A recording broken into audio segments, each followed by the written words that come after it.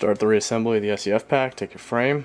You're going to need it, obviously. Take your trigger, spring. Make sure your spring's sitting in the little seat for it. Pop it on over the hole. Make sure your hook's facing down. Take your frame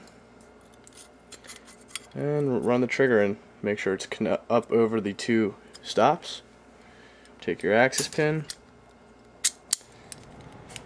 and install.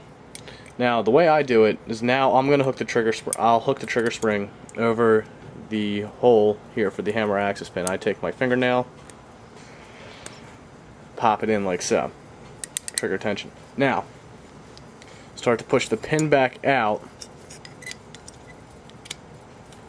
Sometimes if you pull up on the trigger, it'll make it a little easier. Push the pin back out, but stop right about there. So now you have to put your sear in. Some people may put the sear in before this, hooking the trigger. I find it's a little too hard with the way I do it. There's many ways to do it. Take your sear, hold it like this, slide it in, run your top finger in, watch for your hole, watch your alignment. There you go. Everything's aligned. Pull down on the trigger. Just kind of work its way through. Sometimes I find if you just take your pin or your punch, tap it through, pull down the trigger, push through. Trigger's in, spring tension, the sear floating freely. Next, take the sear roller, take the pin out, set that down there. Again, these long ends here have to go up against the holes for the axis pins. Put it in, push your sear down, put these in diagonally. Now they're sitting against there on the tops, as you can see. This part here, the squared end, is over the sear. Press down, line your hole up, take your axis pin. Again, sometimes these are a little tricky to line up. Just press on it, pull your alignment pin through. There you go. You're almost done. Now take your hammer.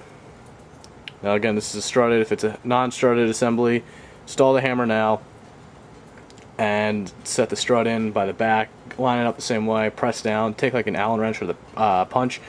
Pull back and drop down to that slot. With the strutted hammer, where it's all one piece, put the spring in through the back. Line your guides up. Get the end of the pin, or the end of the strut here, to come through the back hole.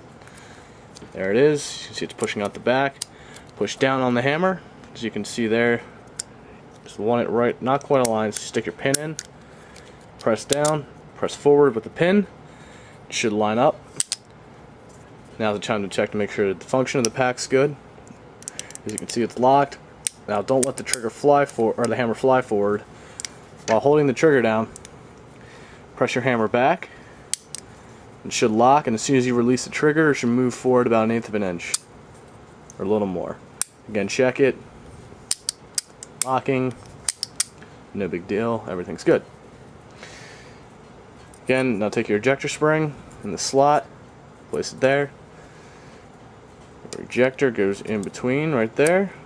Take your axis pin for the ejector, put it in the hole, push down the ejector, line it up, make sure the ejector moves freely with a very minimal side-to-side movement, but freely up and down, and you're done. Now take your frame, start it back in the frame, line the holes up, take your selector, install it at the midnight position. You're going to see that little ball right there has spring tension. Push against it, put it back to safe, make sure again everything works, safe, and then the semi-modes, and install it back into your gun, and you're done.